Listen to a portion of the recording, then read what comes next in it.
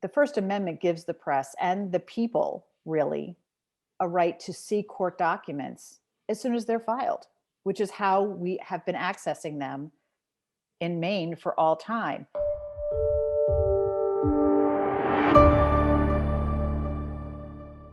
I'm Justin Silverman of the New England First Amendment Coalition.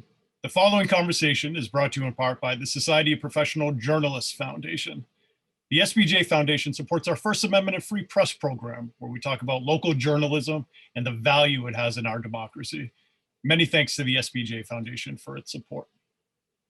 I'm here today with Judy Meyer, a board member of NEFAC, as well as executive editor at the Sun Journal, Kennebec Journal, and Morning Sentinel. Judy, thanks for joining. Oh, I'm happy to be here, Justin. Judy, I wanted to have you on today to discuss a lawsuit brought on behalf of your paper as well as others to improve access to judicial records in Maine. There have been a number of rules that are now in play that are making it more difficult for not just journalists, but all citizens to get access to these records. And in a moment, I'll have you describe the lawsuits and what we can expect from them. But first, if you could, can you start off by explaining what type of access, if any, we have to judicial records in Maine, and how all citizens, journalists and otherwise, can obtain this type of information? Sure. So right now it's a mix. Until December of this year, all court records in Maine, both criminal and civil, were in paper form. And any person, member of the press, member of the public, could go to a courthouse and ask to see a file and would get access to that file. And they would be allowed to copy what they want from the file and do with it as they will. But Maine is in the process of rolling out a digital platform for accessing all court records called Odyssey. And it was launched in Penobscot County in December. And what that means is that the public and the press must access those records digitally, either at a kiosk in the courthouse or remotely on their own equipment. Okay, so that sounds like a good development, that everything's going to go online, and you would assume there would be better access as a result. Is that the case? It's actually really exciting that it's all going digital, because the presumption was that access would be faster, better, available around the clock. But the rollout has not gone as smoothly as we had hoped, and including the fact that the research tool, so you go to your computer and you want to look up a case filing and you put in a name of a person you know has filed a suit or you know has been charged with a crime, the search function in the platform isn't working. So you can't search for anything. The court expects that will be rolled out in April. But the pilot program started in December. That's a very long time to not be able to go in and research. So you can't look at, say, how many civil filings have been filed in the last week. You can't look up the name of a defendant who has an active case. It's just not searchable. Right. So in other words, what good is all of this information online if you can't search it and actually find what you're looking for? Right. And what makes it worse, certainly in Penobscot County, is that there are no more paper records. Everything went to a digital filing system. So there's no paper backup. You cannot go in and just look at a paper document in a file anymore. Okay, so obviously very concerning that we have all of these records that are online and that we should have easy access to, but we don't even have access to a simple search function. What other hiccups, if you will, what other challenges have there been to this rollout that you're experiencing? Well, the major obstacle, and one that was also adopted in December without input from the public or the media, is a new rule on civil filings that specifically says that no court record will be accessible by the public until 3 business days after the court clerk has accepted the submissions of both the case documents and proof of service of process. So on at least one defendant. So what that means is a civil case is filed and the plaintiff serves at least one defendant. 3 days after that happens, the case becomes public. The problem is a plaintiff is not required to provide proof of service to the court for 90 days from point of filing. So the civil lawsuit, there's potential here for civil lawsuits to be held confidential for it's really 90 business days. So it's far more than 3 months. It's 90 business days plus 3 days. And the First Amendment gives the press and the people really a right to see court documents as soon as they're filed, which is how we have been accessing them in Maine for all time. And what makes this rule I know Penobscot's a pilot program, it's going to roll out across the state, but what's really happening in Penobscot County, this rule is in effect. Further south in Maine, in Cumberland County, a person can still go into a courthouse and look at a civil filing 2 minutes after it's filed. So in Penobscot County, could be possibly 90 business days plus 3 days. And Cumberland County, it's instant. There's huge inequity there in terms of access to these documents. And it's important because civil cases can move very swiftly, particularly ones that are in the public's interest. And I have two really great examples from last year.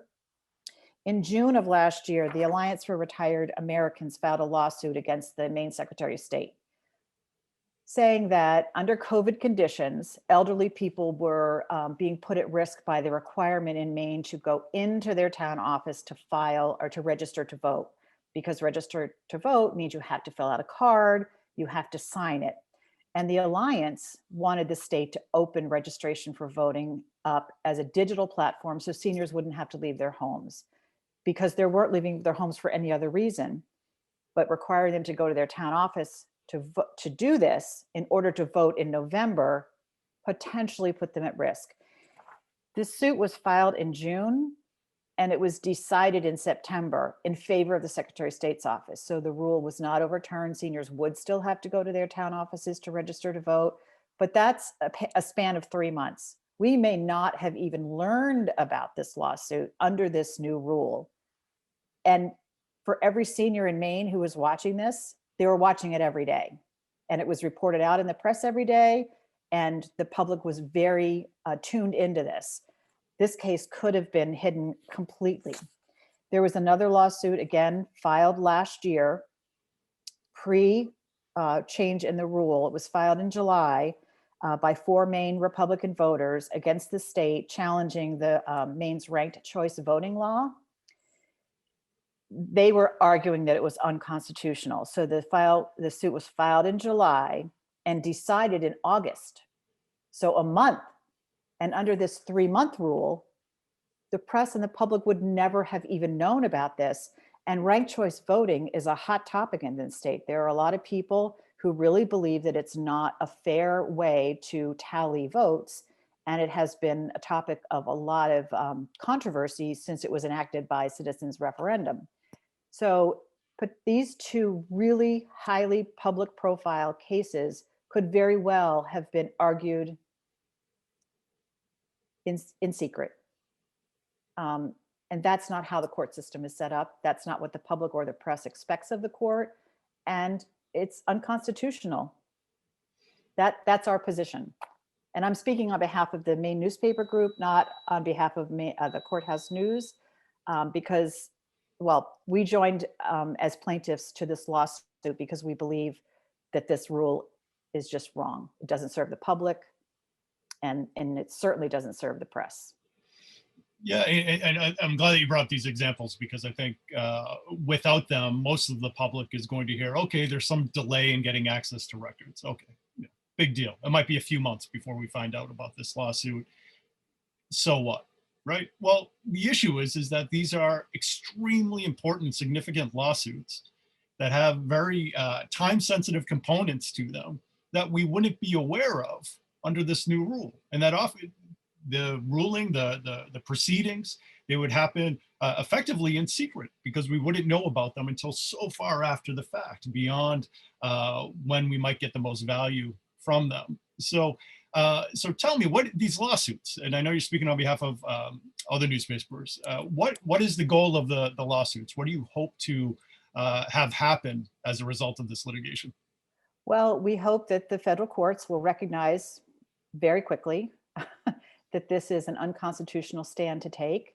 Vermont enacted a very similar rule some time back, and a month later, after Courthouse News filed suit, they reversed the rule.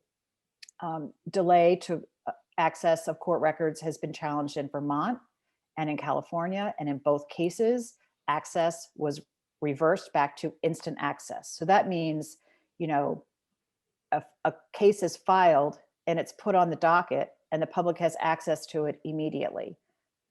And it's before even the defendants are served. That's the process we have now. What this rule does in a digital age is take us backward. And we don't even know why. The court has provided no rationale for this. And if we're to presume that it's to protect somebody's reputation, giving them an extra 3 months to, you know, mount a defense, the case is still going to come out in the public. So there's no saving that. And the rule is odd too, because service on only one defendant is required. If you're filing a civil lawsuit against multiple defendants, let's just say 6 defendants, one defendant is served, 5 are not, and it becomes public, you're not treating those 6 defendants in the same way. So there's real incongruity here in how the rule will affect people. And for those that are listening to this conversation and they want to support the cause some way, or just help in a more general sense, just help improve access to records, do you have any suggestions for what they might be able to do? They should let the court know. And because the judicial branch and the legislative branch, you know, act independently, it's not even talking to their representatives isn't really going to help. But I really think this is not something that people, I think, will get as energized about as the press will. But I think they really should, because the rules affect them. And they won't know that they affect them until they're involved in some way in the civil court system. But more importantly, it's really important for people, and I'm every person, all people, to know that the courts are treating everybody the same. There's a really interesting thing happened last week. This lawsuit was filed on Wednesday, and there is an employee of Courthouse News who has been going to the courthouse in Penobscot County every day to get the civil filings. And she has been given, initially she couldn't find anything because she couldn't research the platform. So the court clerk arranged with her to give her a daily report of the lawsuits that are filed. It's called a registry of actions. So it's actually the court clerk from the digital platform printed out a piece of paper that had a list of the civil actions that were filed each day. And each day, the Courthouse News employee would go to the courthouse and pick up the stack of papers, read through it, say, oh, this is an interesting case, I would like to see this. The clerk would then go back and print out from the digital platform a paper so that she could take a copy. So this has been going on for some time. On Wednesday afternoon, after the lawsuit was filed and this employee went to the courthouse, the clerk there said, I'm very sorry, but since you filed the lawsuit, I can no longer provide you with the registry of actions. So the clerk was doing the searching for her because the search function isn't working. But by filing the lawsuit, I would argue that was a punitive decision for the clerk to say, I'm not going to help you anymore. And so access has been completely denied because the research function does not work. Right. No, that's so disappointing to hear. You would think with the filing of the lawsuit, that would open up a conversation about how to improve access and fix some of these problems and make sure we have better access. Yes, we certainly hoped so. And that it happened within hours is disappointing. For sure. Well, Judy, Yeah. thanks so much for explaining these lawsuits and the struggles in Maine to get access to judicial records. I hope ultimately you and the other publications prevail and we see a good victory for transparency at the end of this road. And in the meantime, good luck to you and your colleagues. And thanks again for joining us. Thank you very much.